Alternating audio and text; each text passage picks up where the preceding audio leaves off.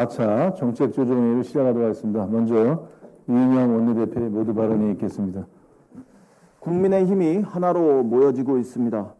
오산과 수원, 화성시는 업무 협약을 맺고 공동 방역 벨트를 구축하기로 했습니다. 광주시는 대구 확진자 60여 명을 모셔오는 달빛 병상 동맹에 나섰습니다. 충북과 대전, 경기도에서도 대구, 경북 확진자들을 치료하고 있고 강원도도 동참하겠다고 밝혔습니다. 대구 시민들은 코로나로 어려운 식당에 식자재를 사가도록 하는 이른바 식자재 소진운동을 벌이고 있습니다. 광주의 중학생들은 재활용품 프리마켓의 수익금에 세뱃돈을 더해서 대구 적십자사에 전달했다고 합니다. 종교단체들도 교육시설을 기꺼이 제공해 주기로 했습니다. 코로나19와 사투를 벌이고 있는 의료진들에게는 시민들이 보낸 응원 메시지와 성금, 물품 등이 줄을 잇고 있습니다. 국민의 마음이 하나로 모여 큰 강물이 되고 있습니다. 지자체, 기업과 국민의 연대 움직임이 들불처럼 확산되고 있습니다. 이번 코로나 사태를 슬기롭게 극복한다면 지금 우리의 이 연대는 훗날 제2의 금모으기 운동으로 역사적인 평가를 받게 될 것입니다. 민주당도 많은 소임에 최선을 다하겠습니다. 국민과 함께 정부의 방역을 확실히 뒷받침하고 경제와 국민의 생업을 지키기 위해 모든 노력을 다하겠다는 말씀을 거듭 올립니다. 오늘 추경안에 대한 국무총리의 시정연설이 있습니다. 이번 추경은 첫째로 코로나19 방역을 위해 쓰일 것입니다. 음압병실과 음압구급차 확보, 방역 과정에 투입된 의료진과 자원봉사자에 대한 지원, 피해병원 손실 보상 및 가장 시급한 마스크 공급 확대가 그 주요 내용이 되겠습니다. 둘째로 피해를 입은 민생을 돌보는 데 쓰일 것입니다. 약 230만 명의 저임금 노동자를 고용하는 영세 사업장 80만 개소에 평균 100만 원의 일자리 안정자금을 지원하게 될 것입니다. 저소득층 189만 명의 월 평균 20만 원, 그리고 아동수당 수급자에게 추가로 월 10만 원씩 지역사랑 상품권을 지급할 수 있는 길도 열립니다.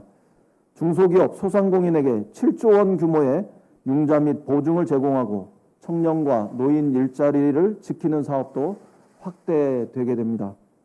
마지막으로 피해가 가장 컸던 대구 경북 지역은 중소상공인 긴급자금 1조 4천억 원을 포함해서 특별 지원도 할 예정입니다. 세계는 이미 코로나 사태 그 이후를 대비하고 있습니다. G7은 코로나19에 대응하기 위해 재정정책과 통화정책을 포함해 적절한 모든 수단을 동원하려고 합니다. IMF와 월드뱅크 역시 지원을 아끼지 않겠다고 약속을 했습니다. 미국 연준도 2008년 이후 처음으로 정책금리를 0.5%포인트 인하했습니다.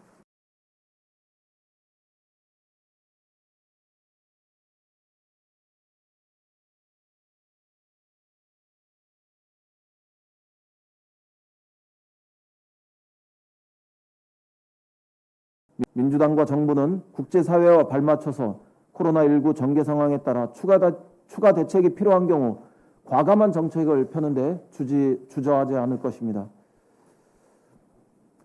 선거구 획정위원회에 부탁드립니다. 선거구 획정위원회는 국회 합의에 기초해서 가장 빠른 시간 내에 선거구 획정안을 제의해 줄 것을 요청합니다. 여야는 어제 선거구 최소 조정과 구역 조정 최소화의 원칙에 따라 새로운 합의안을 마련했습니다. 여야 합의가 늦어진 점은 국민 여러분께 매우 송구하다는 말씀을 전합니다. 그렇지만 선거구 획정위는 여야 합의를 존중해서 신속하게 새로운 획정안을 마련해 주실 것을 거듭 부탁드립니다. 여야는 지역 대표성을 강조하는 공직선거법 정신을 존중하고 선거구 최소 조정과 구역 조정 최소화를 기준으로 삼기를 바랍니다. 21대 총선이 불과 40여일 남겨두고 있고 오는 7일부터는 재외 국민들의 선거인 명부 열람 신청일이 시작됩니다. 선거구 획정위원회는 공직선거법 정신과 국회의 합의 정신에 따라서 시급히 선거구 획정안을 다시 제출해 주실 것을 정중하게 요청드립니다. 마지막으로 한 말씀만 더 드립니다.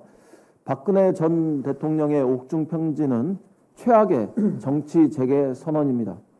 국정농단을 반성하기는커녕 다시 국민을 분열시키는 정치 선동에 전직 대통령이 나선 일은 참으로 안타까운 일입니다.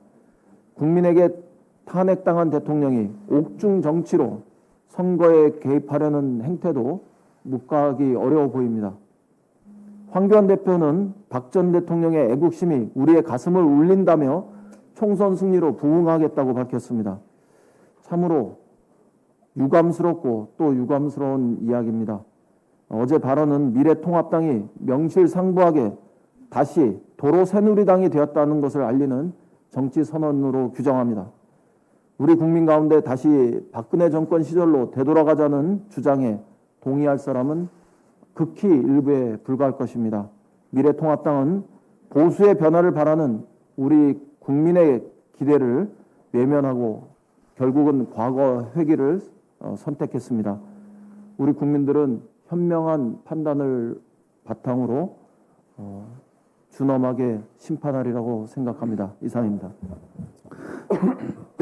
네, 다음은 조정식 정책위 의장의 발언이 있겠습니다.